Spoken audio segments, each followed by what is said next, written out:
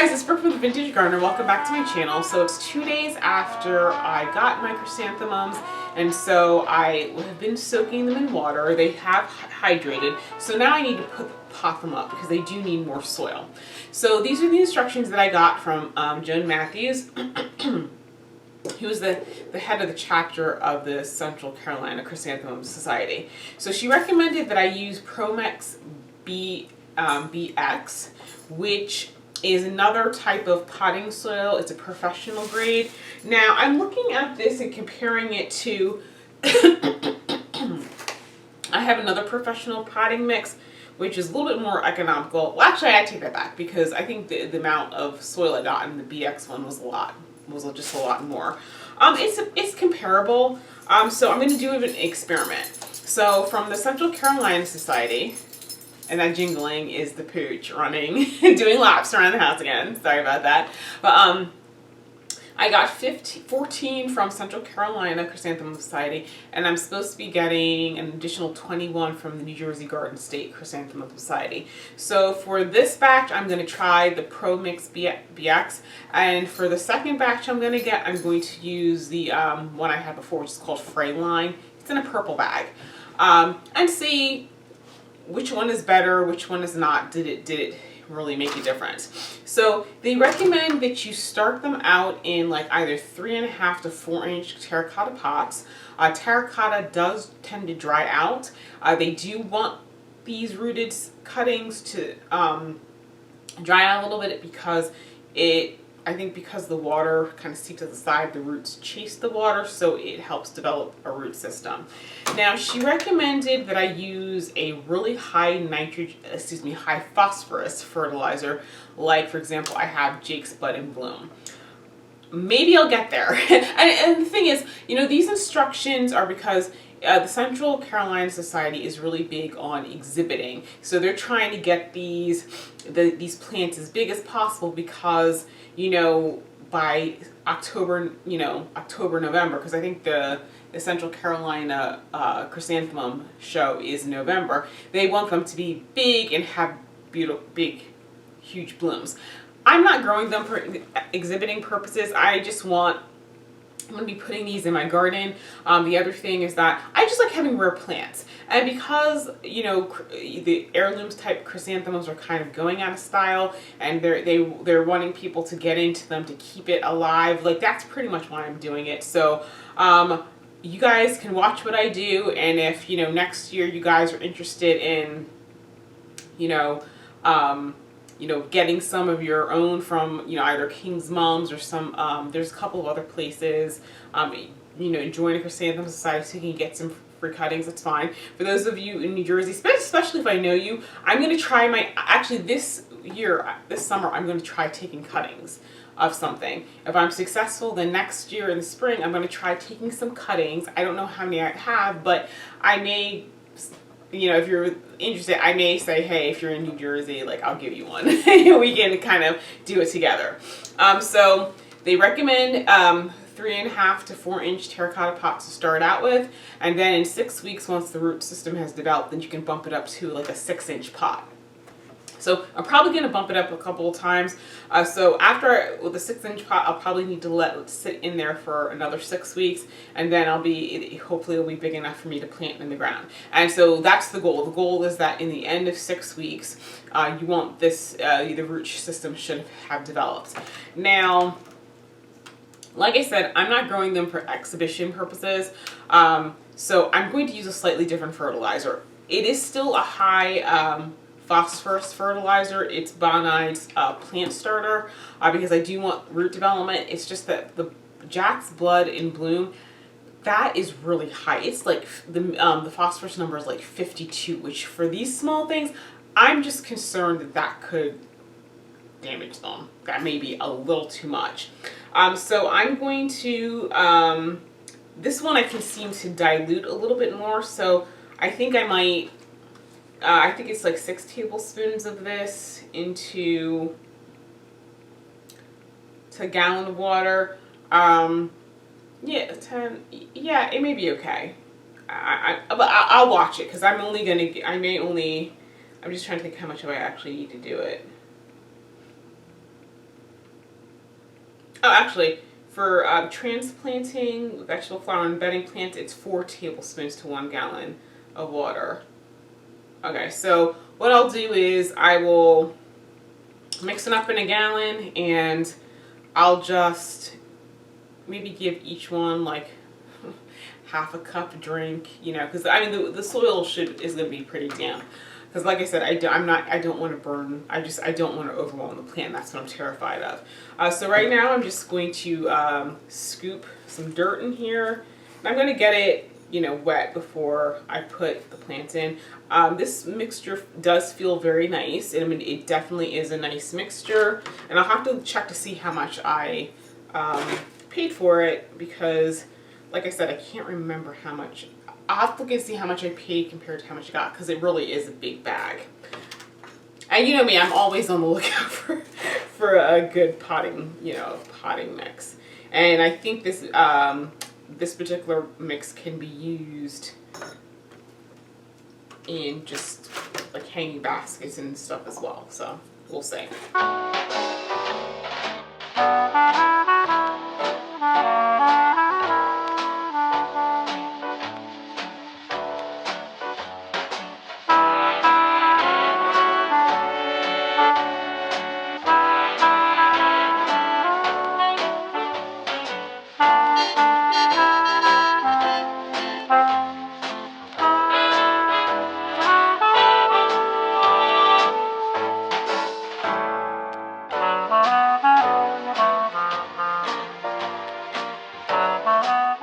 Okay, so now I finished this. Now I'm going to kind of water everything down. I have to say, this kind of makes me feel like a real vintage kind of gardener, because I think they use terracotta pots. So let me get some water.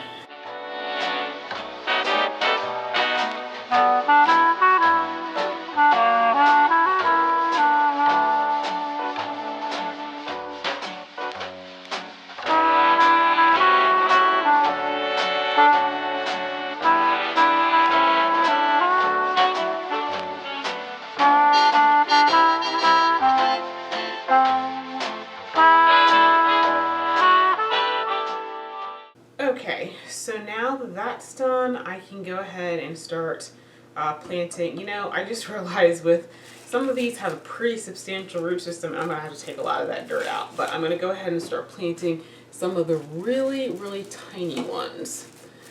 So like for example, this one right here, which is called a Rhonda Bronze. This is one of the challenge. Dahlias.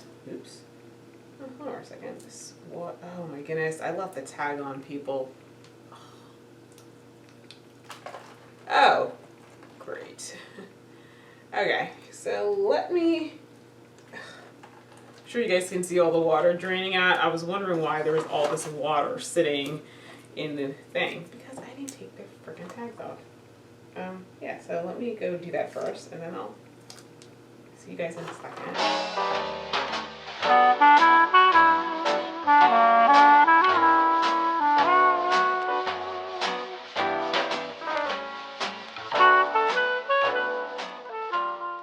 I really need to get some of those cute little like plant tags, so when I plant these I can, you know, have it all in there. So you guys know I can get some cute ones. Like I don't want plastic, I want something that kind of makes me look like I'm a serious gardener, because I'm totally serious.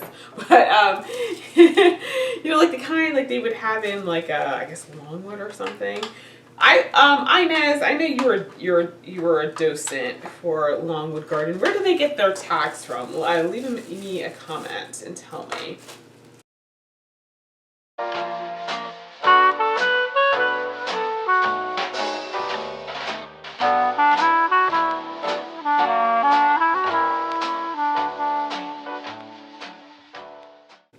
Okay, so let me start back over. So when you're with the chrysanthemums, especially if you're doing them from exhibition, they either do them as disc buds, meaning that they've kind of selectively removed some buds, they get like one big flower, as opposed to sprays, which is like, you know, one branch may have like 6 or 7 smaller flowers on it. And of course, because it's in spray form, it tends to be smaller.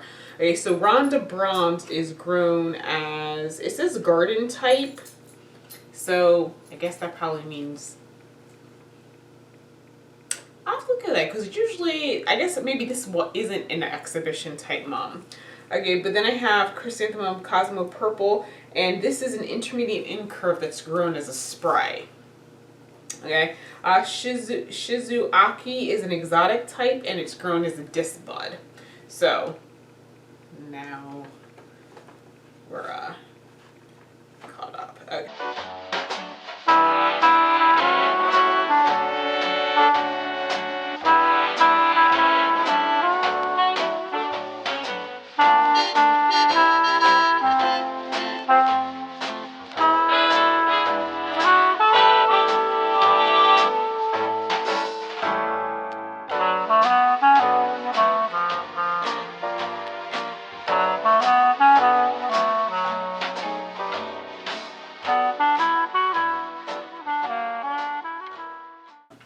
Okay guys, so now that I've got these all potted up, what I'm going to do is I'm going to put them outside. I'm going to let this tray down here dry out a little bit. And then I am going to mix the fertilizer. What I think I'm going to do is, I'm probably going to give each plant, I guess, a cup. And, you know, it's going to filter down. It's probably going to end up in the tray. And I'll just let it, if there's any liquid, just let it kind of like wick it up naturally, because basically they just want you to let the plants kind of like wilt a little bit, because they do really want it to dry out. You know, you're not supposed to keep it moist. They want it to dry out, because drying out, that's what forces the roots to kind of grow. So I'm going to do that. I'll do that once, I guess maybe after a week. Then I'll kind of maybe step up and do 6 tablespoons per gallon of water, and keep doing that. Like I said, I really don't want to use the Jack's Bud and Bloom Booster right now, especially when they're so small. Maybe in like 3 weeks. Or actually, you know, I think I might just use the Bonnet for the first 6 weeks, and then when I bump them up to a new pot, just then start using the Jack's Bud and Bloom. Because like I said, I'm just terrified that it's going to burn them, and I don't want these to die, so even if I do go a little bit more slow and steady wins the race, right? So anyway, guys, that's the end of this video. I hope you enjoyed it. Don't forget to subscribe, comment, like, and share. If you have any questions, put them in the comments. I mean, I don't know if I'm going to be able to answer it, because this is my first time growing heirloom chrysanthemums, and so I'm learning this. I'm learning this for the first time. So I have been reading my chrysanthemum handbook. It's a lot. It is definitely geared to people who are looking to exhibit the chrysanthemums. There's not too much said about those of us who were just like, I just want a chrysanthemum in my garden. So although I found the information very, I mean, listen, I like increasing my store of gardening knowledge, but I am taking into consideration the fact that I'm not trying to have, like, you know, 5-inch blooms on my plants by the end of the season. I really just want it to survive, you know, in my garden and that sort of thing. So, you know, that's just something I'm taking into consideration. So anyway, I'm just topping these off with a little bit more dirt, because some of them are a little bit low. And, you know, that's pretty much it. So I'm going to go watch some TV, because I haven't actually done that a lot this week. And if I get bored, I may start some more seeds, because, like, for example, I haven't started my zinnias and that sort of thing. So there's a few more seeds that I definitely need. I know, like, I don't have enough, but there's still more, because I'm looking to have some kind of, you know, steady sequence of blooms. So anyway, guys, thank you so much for watching, and I'll see you in the next video.